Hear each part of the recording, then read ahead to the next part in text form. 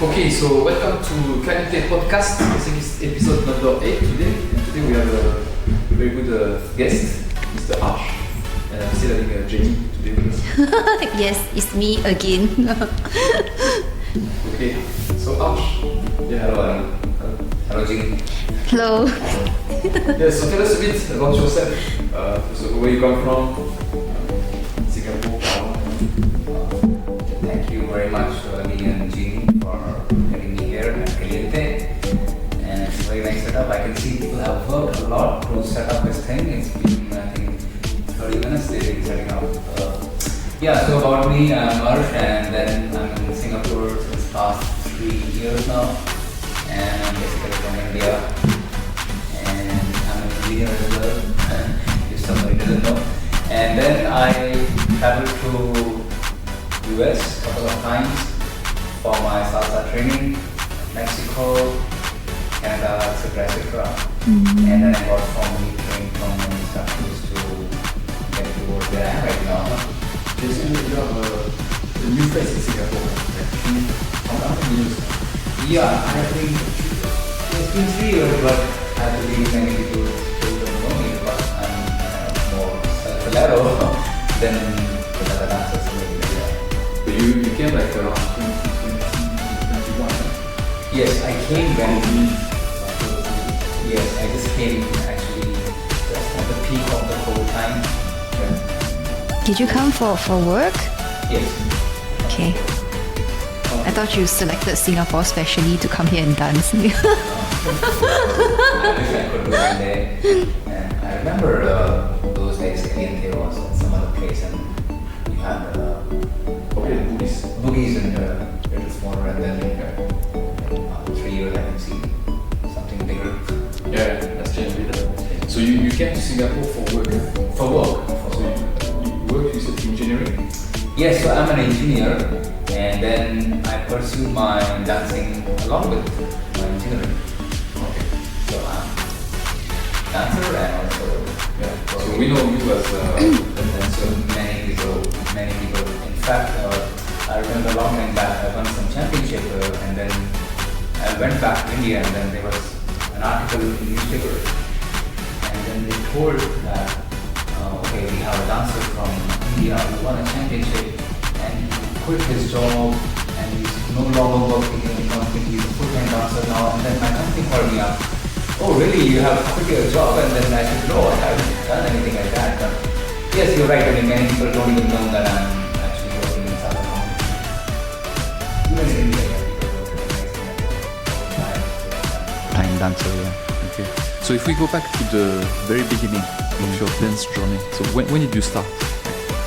Okay, so I went to one small club in Greece back in 2008, and then I went with my friends over there, and then I saw 8 Greek dancers dancing rueda, and I saw them, and it looks so fancy. Then I decided, wow, this is going to be my target for the next 10 years, and then I picked up from there. So you were like in a Latin bar? Something like that? It was a Latin bar I saw, and I was so mesmerized and I was so passionate after seeing those dancers that I decided to go for formal trainings, and then journey started from there. So in Greece, so you saw that and then you decided to pick up salsa? Because Yeah, so after that I came back to India as usual.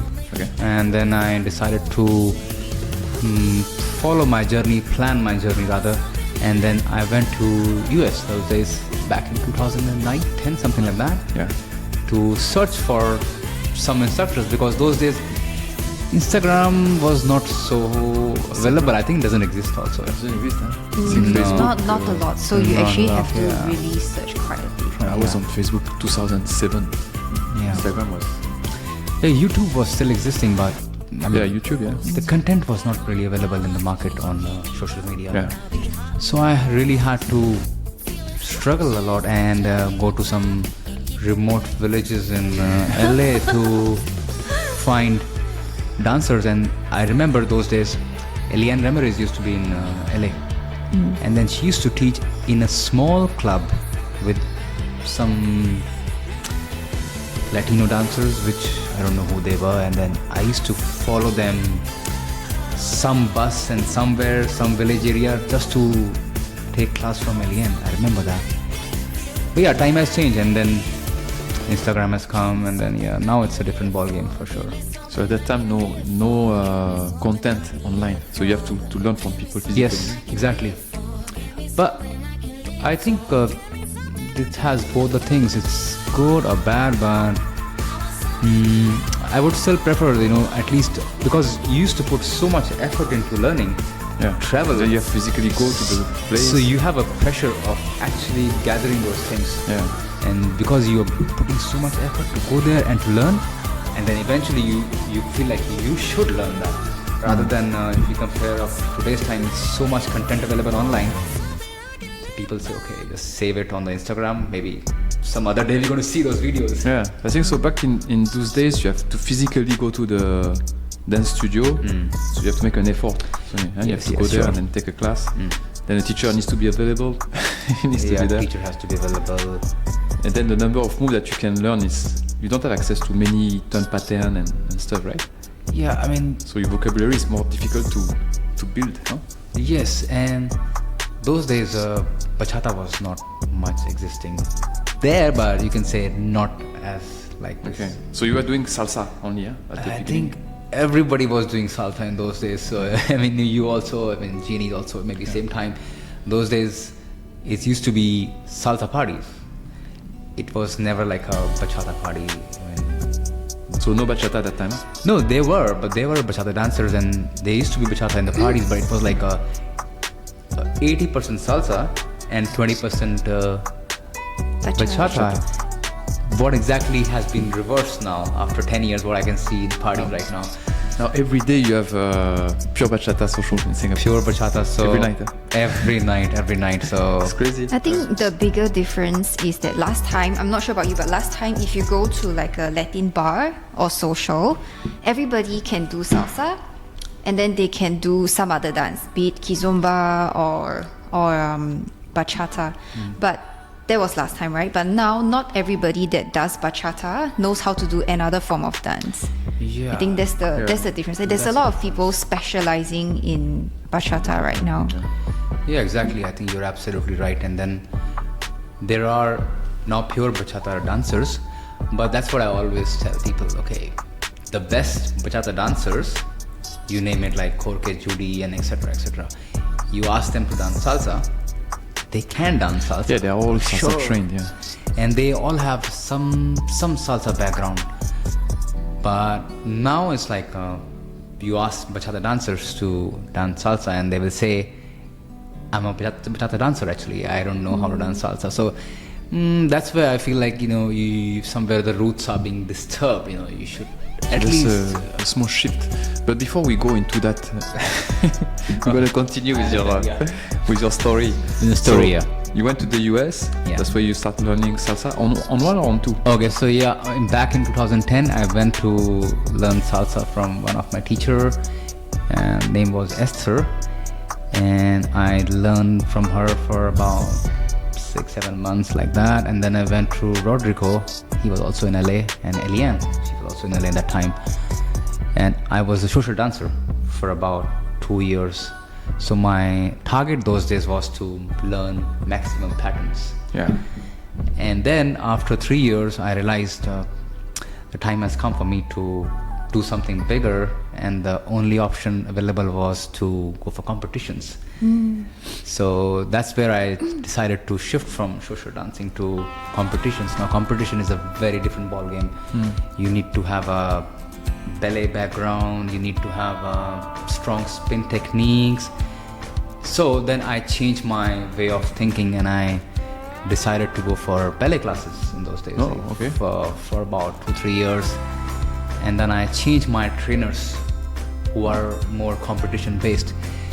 So then I traveled again back in 2013 and got myself trained for more competition stuff.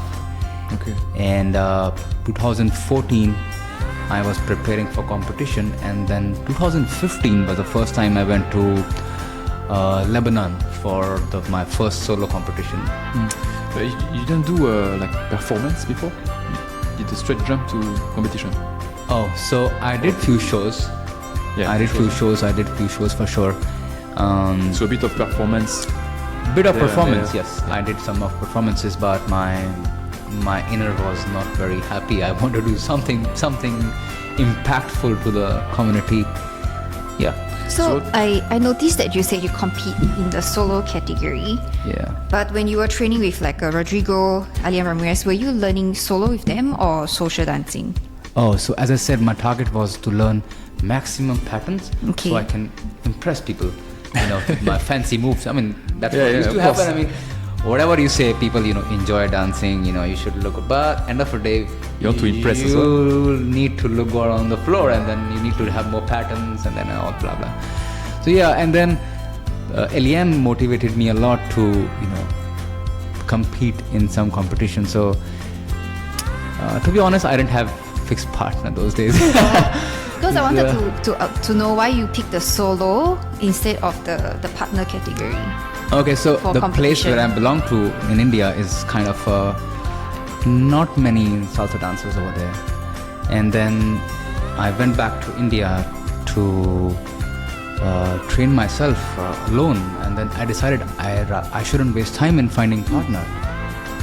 I can solo myself and then outshine everyone. So I mean, that's the option available. You don't have a partner. You keep. I searched for some partners, and I just thought it's a waste of time finding partner, and then better to Actually, solo. I realized there's a lot of soloists in India, from India, in Yes. the Asian scene. When I go around and Exactly, because I shouldn't be saying, but I think they were very much inspired by me. Yeah, Because especially in India, people were really inspired because I was the first soloist going those days. So people started following the culture where you don't need a partner, you just outshine. But people thought you don't need a partner and solo is very easy. yeah, And it's okay, shit happens, right? But solo is not very easy because you have to outshine yourself in just 2 minutes, or probably less than that. But yeah, that's why I decided to go for solo. okay. There is a guy, I think his name was Arun, yes, he's a good friend of mine. I think he came to Singapore last year. Yeah, I think I saw him in Thailand and all. So he go to those local regional events. Yes, It was the first time I was looking at people doing solo and from India. yes, he's. Very good. I think he's a pretty good solo dancer, and then I think You should invite him for a podcast if he's around. yes. Next time. So Arun, next time you'll be sitting. Yeah, so soloist, so you went to competition, and competition was to push yourself, right? To push your limit to Okay, more so technique, more. Okay, when we go for competition, again, people always say, okay, you go for competition to motivate yourself to grow. But in reality, you go for competition to win. Yeah. You have a football competition, nobody say you go for experience, you go for win. It's as simple as that. You prepare your mind for when you lose, then you give yourself excuses. Okay, it's just experience, but inside everybody knows that you're Yeah, you're there going to for win, or else some shit over there. You're what's not the going point? for hanky-panky stuff. Yeah, so I was preparing for myself to win. I mean, I didn't win for the first 2 years, but yeah, eventually I did. But yes. Okay. So how far did you go for competition? Which competition was the most Yeah, so interesting for you? I went in 2015 to World Latin Dance Cup. Yeah. As a soloist only. And then 2016 I went to World Latin Dance Cup, and I also went to Salsa Summit, because it used to happen those days. Those competitions used to happen at the same venue. Oh, okay. They were competitors, but the venue was same. So it's like and there was only 1 week difference between the two festivals. So you finish the World Latin Dance Cup, all the dancers stays in Miami, and they prepare for Summit. So that was a trend those days. Yeah. So WLDC, but it's not always in Miami, right? I thought it Now was they in have Houston, changed. Now they have changed, because now it's going to be, I think, Orlando. Orlando. Probably. Yeah, Orlando. But yeah, for quite some time, I think for 7-8 years used to be the Miami beach. Yeah. Then for those who are watching, those are the main competition events right in the world. Those were like pretty powerful. I think it's still the main ones now. It's still the main one. Still the actually, main yeah. ones now. So it's not like a easy game to go and compete there. It's not easy if you ask me. I remember you get down from your room and then the lift door opens and you see people practicing in front of you. Wow, you can It's like actually the level. pack up your bags and just say, go back home. And I've also seen people standing in queue and just give up. They don't perform. They said we cannot. They're scared to perform on Oh this. really? People are... Yes, because it's kind of scary, because Mexicans and then the Colombians, they are very fierce people. They just come for kill. They don't care. They are like, wow. So yeah, I mean, you can say it's not very easy, and it's a lot of mind game as well, because you have to really just ignore others and trust in yourself, blah blah blah. But yeah, it's a different ball game. So you were going there like on your own, or you were bringing some friends? No, to support. 2015. So I competed from 2015 to 2019 for about 5 years at Miami until COVID came, and then I gave up. So 2015 I was alone at Miami. Then I have my partner from India. She also traveled me for about 2 years, and then I performed with Alien. In 2017 I performed with Polina, and I performed with Almendra from Chile. So and then eventually once I started performing at Latin Cup or Summit, people started to know me. So it was a little easier for me to find partner. Yeah. Once people know you, then people approach you, okay, can we dance with you? So I have partners after that. So competition until 2019, and then you stop competition You all know why we stopped, because of COVID. Because of COVID, yeah. So after Okay. COVID, why didn't you come back to the competition scene? Okay, so I have I don't know how to explain, but I want to compete, but I want to say like goodbye to competition world in a graceful way. So this year I'm competing again, and this will Where? be my last year for the competition. And I'll be officially saying retirement from my competition world. Yeah. So where? Same. The period. That's the best. Miami. Miami. Not Miami, but somewhere like Latin Cup or Summit. Yeah. Okay. So when is it? It happens usually in January. So January 2025. 25. Yeah, 25. Yes. Yeah. Sure. Have you already? Already preparing, because it takes almost 1 year to prepare yourself, and physically, costume, and because you need to prepare definitely 1 year in advance. Because I remember I asked somebody for a competition, and then I said, hey, I want to go for World Latin Dance Cup, and then they asked me, no, you cannot. I said, why?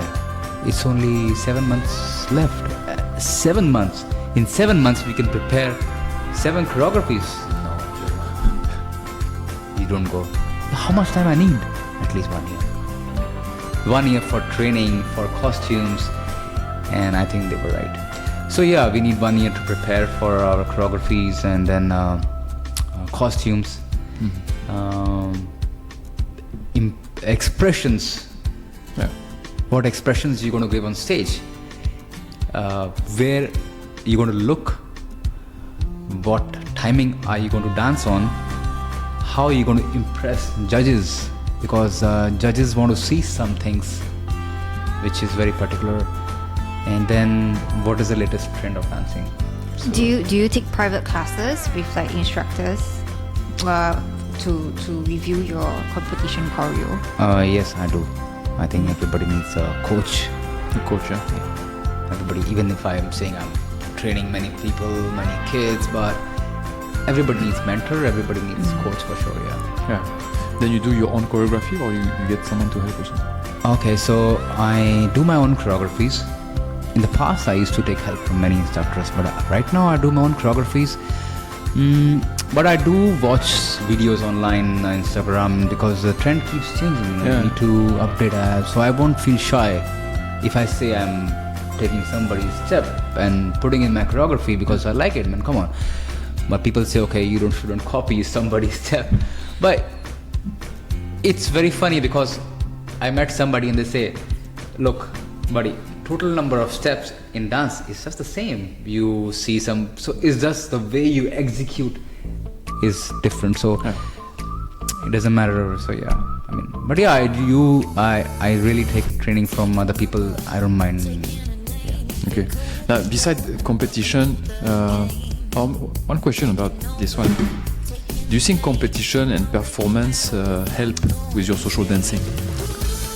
Wow, very interesting question because some people they say that you do performance competition to improve your dancing so that you can dance better. Okay, I have seen in my entire career the best performers, and they are worst social dancers. Not worst, but like bad. Yeah. But definitely bad. And then best social dancers and terrible, again, not terrible, but very ordinary performers. I think it has not much relation between, if you say competition helps you to have a better social dancing. Yeah, I think there is not much relation because competition you're talking about shows, right? Not the competition right now. Both performance, competition. It might help you for example, the weight transfers. It can help to increase your weight transfers and clarify your pattern work. Definitely it helps you, but not much. Not much. What do you think then? Yeah, I think she's definitely have other opinion for sure. Me, I for sure think that joining a performance makes me a better social dancer. I mean, because as a lady, even in a performance, I need to follow the guide, right? Most of the time when we train, when Ali and I train, he always says that we each have our own responsibilities, right? A lady shouldn't be responsible for timing, for example. The guy or your lead is supposed to be responsible for the timing, because if both of us are trying to fight to be responsible for timing, then you kind of lose the choreography, right? So I still need to follow the guide, right? Then that helps me in the social dancing because you're more aware of the lead, right? Even if you're a little bit on a different understanding of the timing, okay? Also, I think for ladies, when we do solo performances, you work on your body movement, and that helps you to understand your body better. So when you do social dancing, you have more control of your body, definitely the weight transfer, styling, for example. So I think that those, for ladies at least, I felt is complementary. But of course, when you start to become a very performance or very competition based, then you start to do your own things. Yes. Then it makes you a bad social dancer. Yes, I think I agree with you. Because there's a thing, I mean, think for the performance and competition, you work on your technique a lot. Yeah, I think she has a valid point. I won't disagree. She's saying, because when I started performing, I mean, the moves which I learned from shows, I used to use for the social dancing as well. I mean, she's partly right, of course, I agree. But once you start going beyond for competition, and then you just forget about what social dancing is actually. Then that's where I think you lose the connection between the two. Connection. But if you're like just performing on a middle level scale, then yes, I think she's have a point. She's right. I think for me, I always look at performance and competition as a social dance, but on stage with a choreography. But then when you do it more and often, you realize that it's different. Because in competition and performance, you have a choreography. So the set are already there. Even though you have the timing, the guide, the lady styling, blah blah. You lose this. The pure lead and follow. The pure lead and follow. Unexpectedness of the Unexpectedness things that can happen in social dancing. So if you do too much of performance and you don't social dance, and you lose it. Yes, you lose it. Definitely. That's why I said in Miami, I tell you one case, very interesting. In Miami, when you go for competition, like bigger competitions, 7 days competition, and then after day 3, they open the floor for social dancing as well. You can go social dancing because it's empty. The floor is empty. Because only 3 people, 2 people, nobody wants to come there. Because people don't want to come. People want to focus on performances and competition. Show and... Yeah. So I think if you really, going for very high competition, then you might lose your touch for social dancing. But otherwise, it can help as well. What she says, because but it's true. It's two different things. And when we were in Las Vegas, for example, we went to Las Vegas to compete. Oh, Back 2018. wow.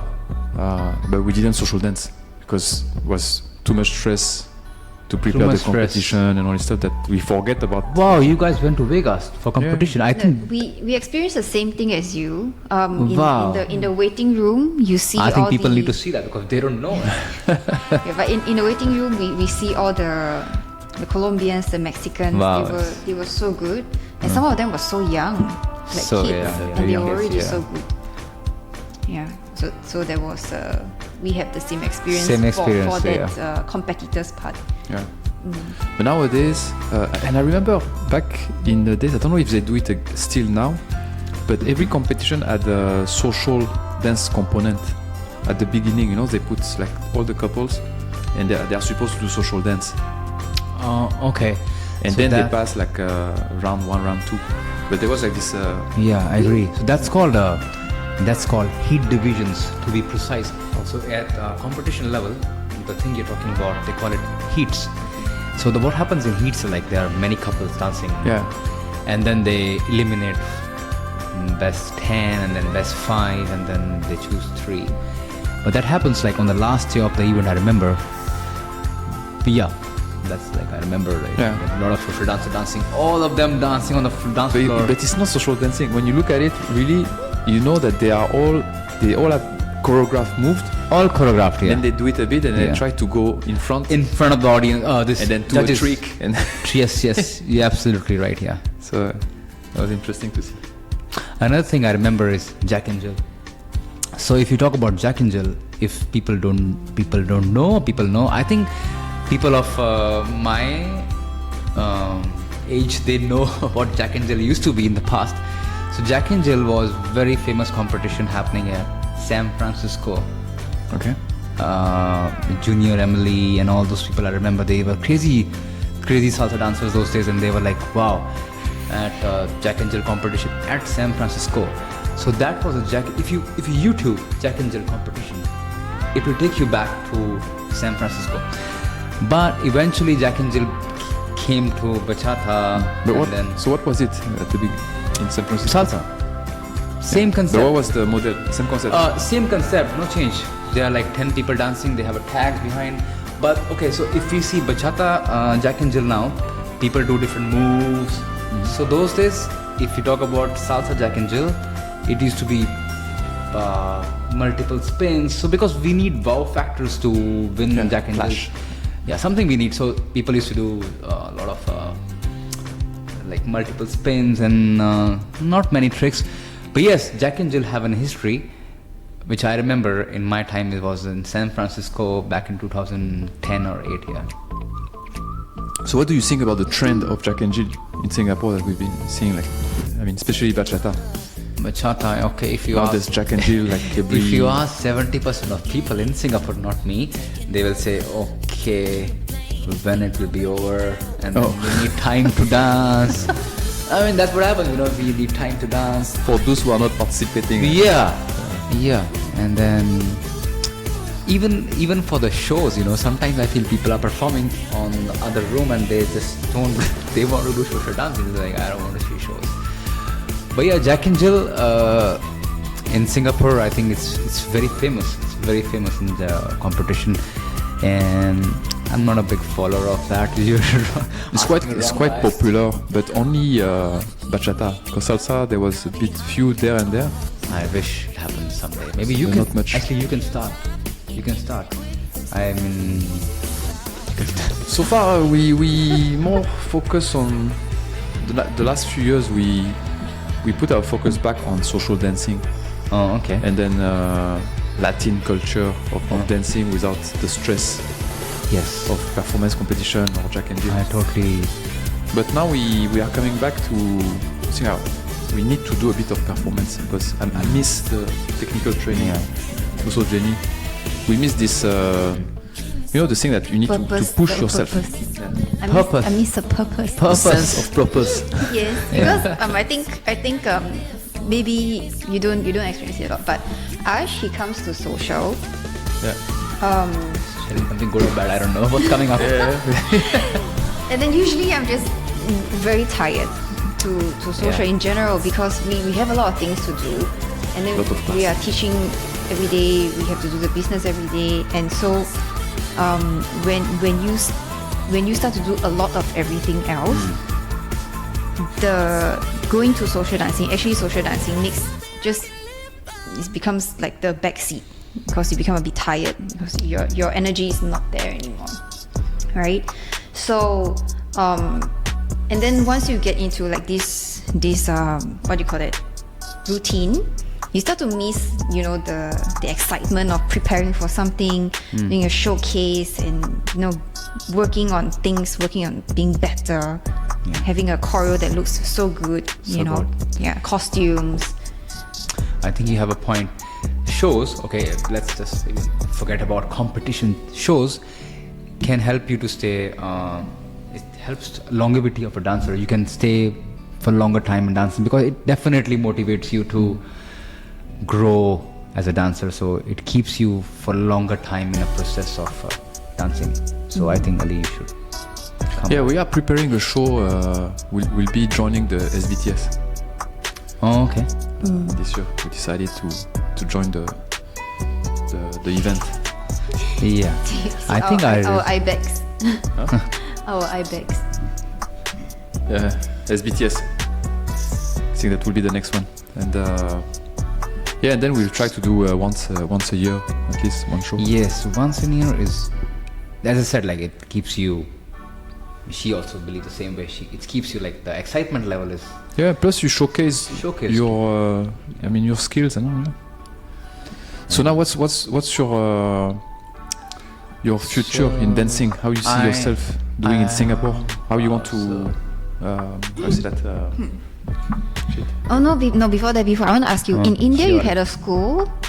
Oh, so she already prepared this question, I believe. So it Did you came have a- quite late. That's the only thing. So in India, you asked first. Sorry. Yes, you have a school in India, right? Yes, I have a dance school not a dance school, but it's an organization. So back in 2019, I decided to open an organization rather than a dance school. It's called Salsa Empire, which I partly regret. I should have named it Salsa and Bachata Empire at that time, but Not too late to end. I think it's end a bachata. bit late, yeah. But yeah, I opened Salsa Empire, and the purpose was that it's an organization, it's not a dance school, so it can travel. So I had my instructors, which I trained them under me for many years, for about 6-7 years. They were like this, and then I could see them growing this much in front of me. So they were all traveling to different cities in India and imparting the knowledge. That was my purpose of having the Salsa Empire. And we gained quite good popularity in different cities in India. And my instructors, we are a team, we are like a family members. So one of those guys has come to Singapore, and then he's, if you see my Instagram video, so he's dancing with me. But yeah, that was the purpose of having a dance school, not a dance school, but an organization where whatever I have learned should just go to the people. So I cannot go to everybody, so I trained people, and then they take it forward through this organization which is called Salsa Empire. Yeah. Okay. Did you bring it to Singapore? For shows, I think I'm planning to do that. And also we had an event called Baila Loco a long time back, but last year, not long time back. Although it didn't get much popularity. The Thursday one, Huh? The Thursday. No, I have a festival. He had a festival. I had a festival last Yeah. year called Baila Loco. Oh yes. Yes, You didn't gain much popularity though. It was very late with the announcement. Promotion, right? Yes, Yeah. the promotions and Only and, once. and you were overseas One is enough. also. One is enough.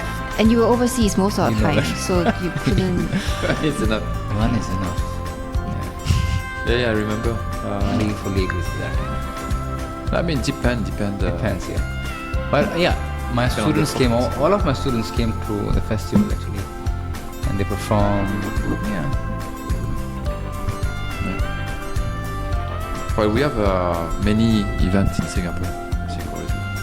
Getting too many, so it's probably for in my opinion, it kind of like dilutes the resources that a dancer have to spend on all of these events. So when you have a lot of events, they have to choose which one to go. So each event kind of become a bit smaller, and then you also want to make sure that all the dancers have enough resources to spend on the actual big events. Yeah. But whatever you're talking right now, honestly, I've been hearing this thing from a long time. This is not a new topic. No. Ever since I started dancing, this topic is... So there are few topics which are never over. Okay, which dance school is better? This dance school teaches this. This dance school doesn't teach this. People have a lot of social dancing in same city. Dancers are being distributed. Why should we have so many festivals in same city? I mean, I'm actually listening to these stories from last 10 years. So what do you think? Okay. No personal opinion, but just follow the flow. Because you can't stop it. I mean, I remember in LA, those days, LA Salsa Festival is happening in one place. And other place, there's a small salsa party. People are full. So there is no opinion, I believe. I can't say because it's... I mean, what do you think? I should ask you actually. For me, I think it's what I've heard is that people, they go to this event because they can dance with people from outside. Okay. So, for example, in Singapore, it's a small country and the dance scene is not like 1,000 or 2,000 people. So people dance with the same people again and again. So they don't see why they should go into an event and pay $200 to dance with the same people. So unless you can bring people from outside, and I think that's what makes the difference. If you can bring people from outside in the region, then that will convince people to actually go and pay for the ticket and have a good experience dancing, because only the artist is not enough. Yes. And the problem with that is if you have like 5 events in Singapore, how many people are going to fly again in Singapore 5 times the same year because they want to go to somewhere else like Australia, Thailand. Yeah. So it becomes difficult to propose this type of I would say product. That's how I see it. That's why I believe like if you have like 10 events in Singapore, but the 10 events you can bring people from outside and then give this experience of dancing to Singapore, they will go to the event. Problem is how you do that, because the same people get invited. Same people, yeah. Again and again. So I also believe that most of the people in Singapore, I think it's happened everywhere the same, come actually to the festival to dance with an artist, So you can see the long queue of women waiting for. Yes, they do, but not only that, because then it become like last time we brought Adolfo here. A lot of people saying, I don't want to go because Adolfo doesn't social. He doesn't social enough. And then, there's not enough regional dancer, so I don't want to pay that price to dance with the same people and then have one dance with Adolfo maybe. So do you think? Half a song. So do you think? Okay, I mean it's my interview. I should not be asking, but I can ask you. Oh, go ahead. What do you think we can come up with some new concept where we can resolve all those issues of not many festivals, and then something? Do you think in future we can think of some way out where we can resolve all those issues? I think collaboration. Collaboration, yes. Collaboration is what is a bit missing here. It's missing. Like people coming together and organize one event, and then everybody chip in, organize. But yes, that's not happening at the moment. But you can try that. No. Can be the ambassador. 2025, after you finish your competition, my last competition, you can come back with your trophy and say, guys, now I do festivals. If I come with a trophy anyways, but the thing is, collaboration I think is the key for the future Yes. In Singapore, instead of having like island of interest fighting each other, but it's difficult to put in place because once you do a collaboration, there's always a discussion about how much you get, how much you put, how much you get. How much you get, yes. Yeah. So when you do that, it's become complicated. So But collaboration, yeah. there's not a lot of money in this industry. It's not like you're gonna make billions. So I would suggest like collaboration. I think is the best because It's the best, yeah. then you can put people together. Everybody gets something. Yes. Everybody can have his input. Because I think that's what people want. They want to be involved, right? In growing the scene. Yeah. Speaking of which, I also kind of wanted to say something when the interview is going on. Yeah. I'm prepared. So this like when I started dancing, there was a word called social dancing. So social dancing was a very common word those days. The social dancing is the mean like you come for party bachata salsa. There was no word called like bachata salsa. There were, but people used to say, okay, let's go for social dancing. Yeah. And then social dancing means you go to a bar or you go to a place where there are drinks and then you can enjoy. And I personally believe this place which you have built is pretty good. I'm not promoting Caliente here, but I just feel like you are maintaining those culture of social dancing by having a small bar here where people can come and drink and enjoy. So yeah, I like to whenever I come for social dancing, I like to call it social dancing. I can have my beer or whiskey or whatever. Yeah. Thanks for this anyway, sir. Yeah, no, and you're right because we do. That's why we don't do pure salsa, pure bachata. Yes. We keep this like you say culture, social dancing. So we do 50-50 and we try to do kizomba, zouk, other type of dance outside. But it's that's what we do. So we will maintain that as much as we go, and we educate our students like that. Yeah, it's pretty good. I like this concept where people are socializing. So you can see people are chilling out at the bar counter, talking to each other, and then just come, let's go for dancing. So yeah, rather than just going for pure studio socials where there's like just a closed room and the music is going on. I would call it a dance practice rather than calling it social dancing. Yeah, I believe social dancing should be in a club.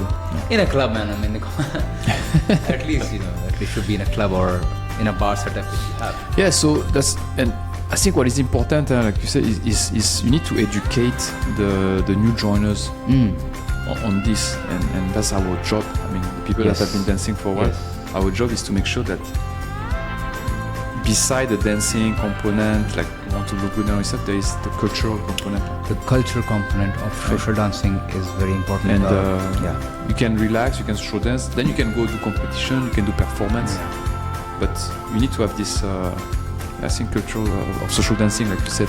Yes, social dancing. The word called social dancing have to somehow come back. Yeah, I mean, and well-rounded dancers.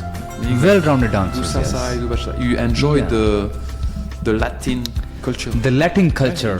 You go to countries like so I have I'm a bit fortunate to travel to these countries because I'm by profession a sailor as well. So I used to travel to different countries, and I happened to go to remote countries like Honduras and then Colombia and blah blah. Yeah. And you go and watch them dancing. No competition, no social dancing, just dancing, anything. You can watch them dancing for probably some time because they have a feel of music, and so we probably, as you said, we need to bring that Latin culture into our social dancing. It will make it more fun, actually, more fun. Yeah, it's part of the experience rather than like. What do you think, Jenny, about this? Great. Great. So we will continue having our bar and our social. I have this one suggestion, not suggestion, but like not advice also, but never stop this bar. Nice. So this is your core. It's here to stay. Like the setup is fixed. This is the core. It's not a movable bar. It's fixed one. It's there. It's fixed on the floor. And actually, I have seen this bar growing in front of me, like from small drinks to some cocktails, and Ali doing all those juggling stuff and then making good drinks. Very positive. Yeah. Very positive. Now I need to find someone to do the drink, so I can dance a bit. Yeah. Yes. All right. So So what's your future? How you see your future in dancing my in future Singapore? How in you want to dancing contribute to in the dancing scene? So my future of dancing in Singapore really depends upon Singapore's people's response to us, what they want to get from me actually. I mean, it's a very sarcastic way of saying, but I mean, depends if people want to gain what I have gained myself over the years. Yeah, I have a lot of things to give to people as a competitor, as a body movement and the Latin culture. So you want to teach more, something that.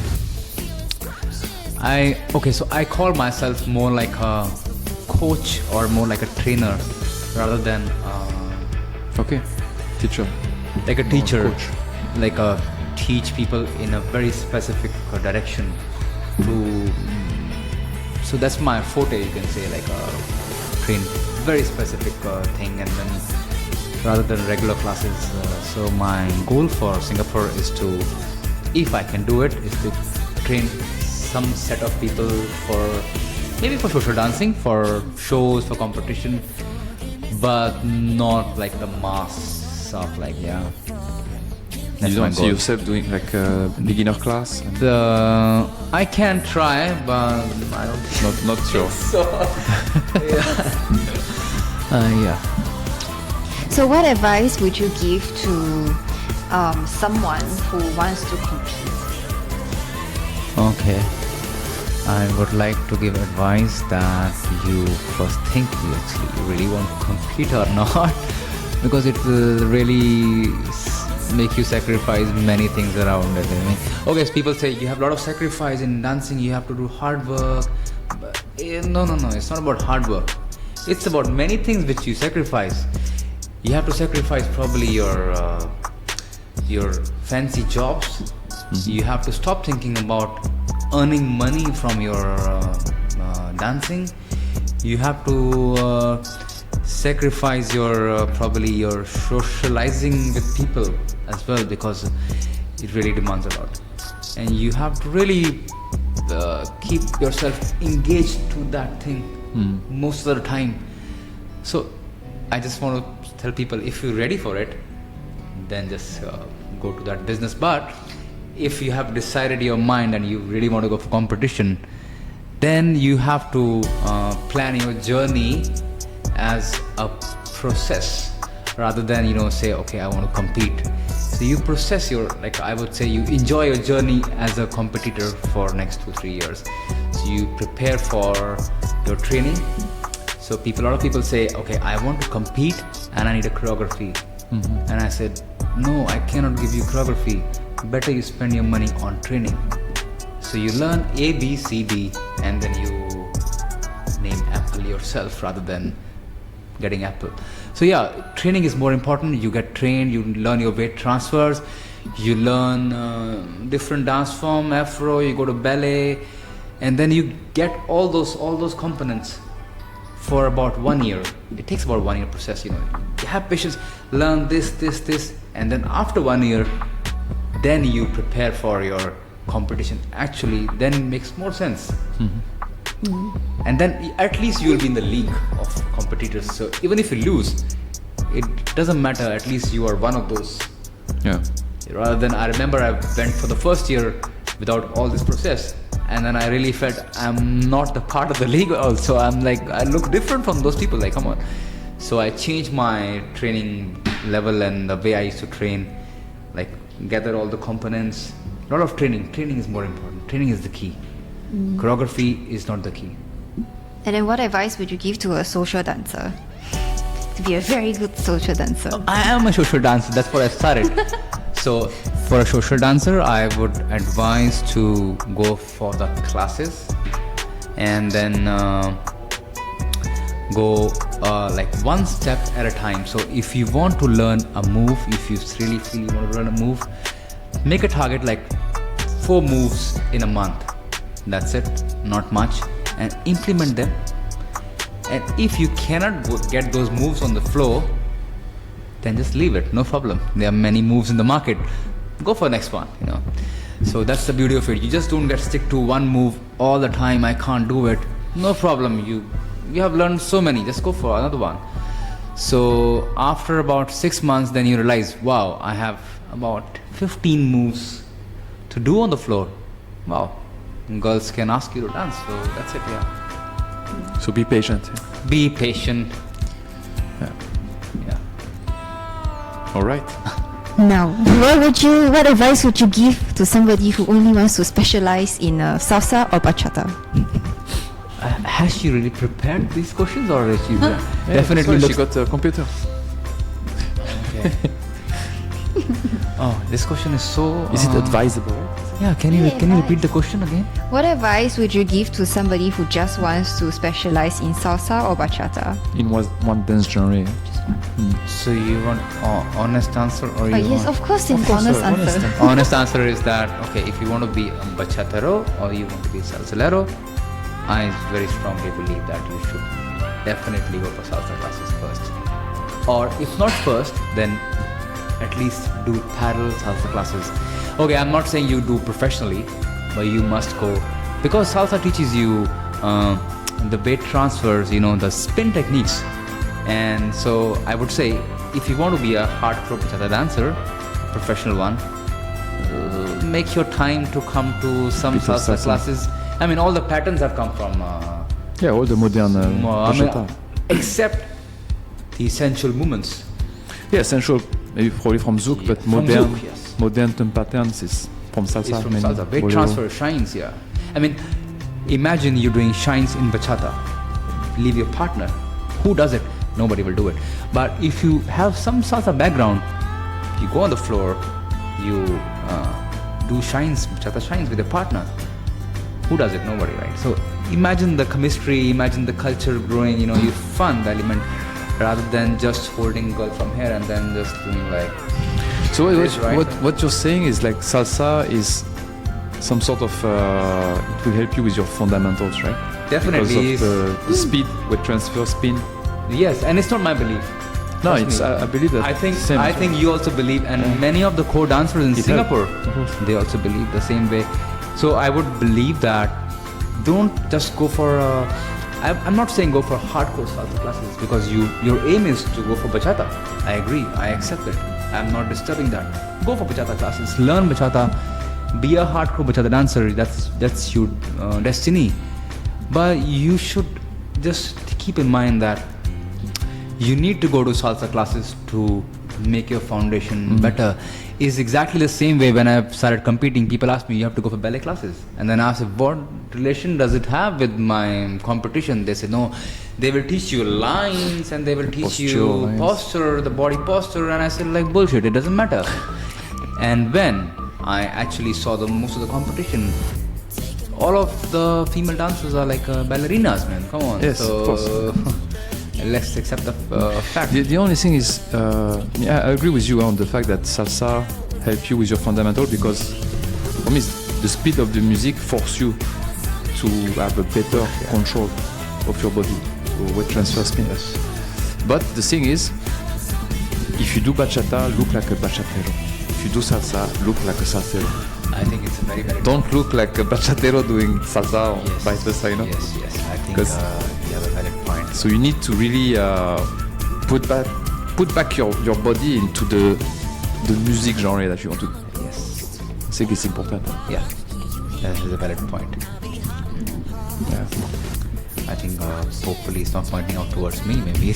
No, it's in general. In general, yes. I do it for myself. Because I do both. I also do kizomba, zouk. So every time okay. I move to sometimes I realize, I'm starting and do salsa and I'm starting to feel like moving like bachata. I have to like like bachata. salsa, then you listen to the music and then you put back your body into the genre. Yes, I think it's a valid point. You Yes. dance. And also for the student that, because most of them, it's not that they don't like, it's just that they want to be good at one dance first.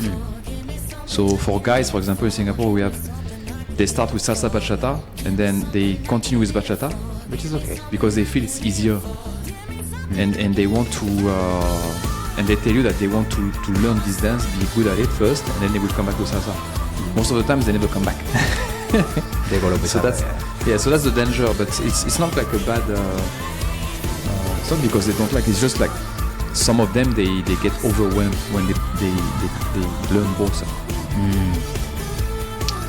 So maybe for schools, if we want to make sure that salsa remain, we should do bachata level 1 more difficult.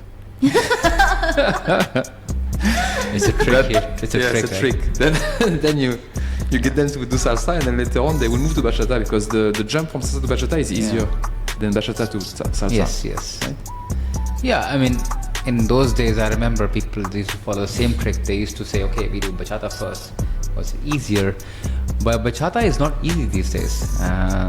What it used to be. So bachata has evolved like largely, especially I think after Koke Judy or Daniel Desiree, whatever. But it has evolved. The moves have evolved. I mean, as you said, it has actually come from Zouk. Zouk, I know. All those head rolls and stuff like that. Even lately now, you see the move like the last I would say 2 years. It's mainly roll after roll after. It's from Zouk, Resolution, yeah.